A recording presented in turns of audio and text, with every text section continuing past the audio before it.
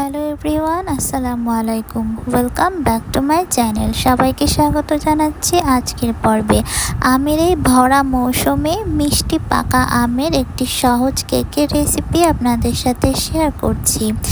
এই আমের মৌসুমে আমের কেক কিন্তু না খেলেই নয়, তো সহজভাবে তৈরি করে দেখাচ্ছি। প্রথমে একটি ব্লেন্ডার জার নিয়ে নিয়েছি, আর তার মধ্যে একেবারে মিষ্টি পাকা আম আমি দিয়ে দিচ্ছি এভাবে করে।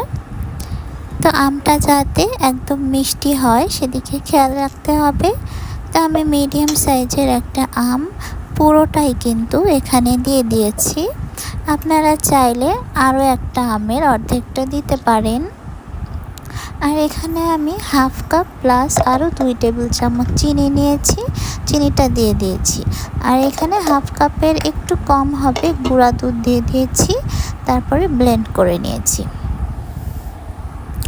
গুঁড়া দুধটা যত বেশি দিবেন তার টেস্ট কিন্তু ততটাই ভালো আসবে। তো ব্লেন্ড করা মিশ্রণটা আমি একটা বাটিতে ঢেলে নিয়েছি। এখন ব্লেন্ডারটা ধুয়ে একটু পানি দিয়ে দিয়েছি আমি। 2 টেবিল চামচের মতো পানি হবে, পানিটা দিয়ে ব্লেন্ডারটা ধুয়ে দিয়ে দিয়েছি। আর এখন আমি সুজি ব্যবহার করছি। এখানে আমি হাফ কাপ পরিমাণ সুজি নিয়েছি। সুজিটা ভালোভাবে আমের পিউরির সাথে মিক্স করে নিচ্ছি।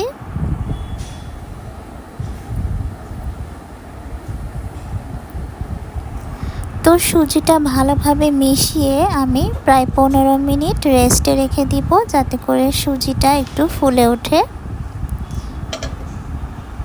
তো এরই মধ্যে আমি কেকের বাটিটা প্রিপেয়ার করে নেব। এখানে আমি 2 চা চামচ পরিমাণ ঘি দিয়েছি। আপনারা চাইলে বাটার বা তেল ব্যবহার করতে পারেন। ভালোভাবে ব্রাশ দিয়ে বাটির চারিদিকে ব্রাশ করে নিয়েছি। এখন আমি 1 চা চামচ ময়দা এভাবে করে বাটির চারিপাশে পুরো বাটিতে কিন্তু লাগিয়ে নিয়েছি। এতে করে কাগজ বিছানোর আর ঝামেলা নাই। কেকটা কিন্তু একদমই লেগে থাকবে না বাটির সাথে, খুব সুন্দরভাবে মোল্ড থেকে বেরিয়ে আসবে। তো এভাবে করে বাটিটা আমি রেডি করে এক সাইডে রেখে দিচ্ছি। তো এরই মধ্যে দেখতে পাচ্ছেন সুজিটা কিন্তু খুব ভালোভাবে ফুলে উঠেছে। এখন আমি এখানে হাফ কাপ পরিমাণ ময়দা নিয়েছি। ময়দাটা একটি চালনির সাহায্যে ভালোভাবে চেলে দিয়ে দিচ্ছি। আপনারা সুজি না থাকলে এখানে 1 কাপ পরিমাণ ময়দা ব্যবহার করতে পারেন। আমি হাফ কাপ সুজি আর হাফ কাপ ময়দা দিয়ে কেকটা তৈরি করছি। তো ভালোভাবে আমি ময়দাটা মিক্স করে নিচ্ছি। একটা ডিম দিয়ে দিচ্ছি। ডিমটা একদমই অপশনাল, আপনারা চাইলে ডিমের পরিবর্তে এখানে হাফ কাপ দুধ ব্যবহার করতে পারেন। তো ডিমটা দিয়ে ভালোভাবে মিশিয়ে নিয়েছি। এখানে আমি 2 টেবিল চামচ দুধ আর 3 টেবিল চামচ সয়াবিন তেল ভালোভাবে মিক্স করে রেখেছিলাম, সেটা দিয়ে আবারও ভালোভাবে আমি মিশিয়ে নিচ্ছি। তো খুব ভালোভাবে মিক্স করে নিয়েছি।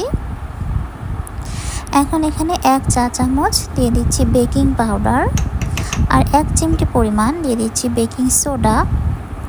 তারপরে আবারও ভালোভাবে মিশিয়ে নিচ্ছি।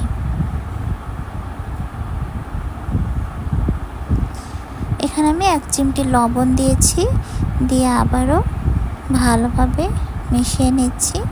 আমি এখানে 1 চামচ ভ্যানিলা এসেন্স দিয়েছি, আপনারা চাইলে ম্যাঙ্গো এসেন্সও দিতে পারেন। তো মিশিয়ে না হয়ে গিয়েছে, কেকের মোল্ডে ঢেলে নিচ্ছি। উপর থেকে আমি কিছু ড্রাই ফ্রুটস দিয়ে দিচ্ছি। এখানে আছে কাঠবাদাম, কিশমিশ আর কাজু বাদাম কুচি করে দিয়ে দিয়েছি। তারপরে ভালোভাবে ট্যাপ করে নিচ্ছি যাতে ভেতরের বাতাসটা বের হয়ে যায়।